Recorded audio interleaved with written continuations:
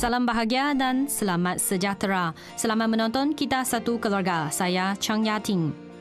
Warga baru yang menikah di Taiwan untuk meringankan kerinduan mereka menyertai pelajaran dan juga mendirikan kesatuan seperti di Bandar Taipei. Kesatuan Huxin ialah kesatuan dari warga baru.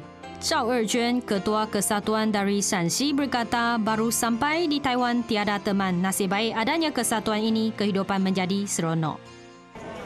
Apa khabar? Saya Guan Mingzhu, panggil saya Mingzhu. Mungkin kerana adanya kamera, mereka berasa malu semasa mengenal diri. Tapi sebenarnya mereka teman baik dari awal lagi. Mereka dari kampung asing menikah di Taiwan sebahagian dari Kesatuan Huxin. Kami mendirikan kesatuan ini ialah untuk menjadi teman belajar sesama. Kami bersama bisa belajar sesuatu yang minat, belajar bersama dan maju bersama. Yang penting ialah dalam tempat ini, yang penting menyertai. Dia Zhao Erjuan, Ketua Kesatuan Huxin dari Shanxi, China. Dia peranan penting dalam kesatuan ini.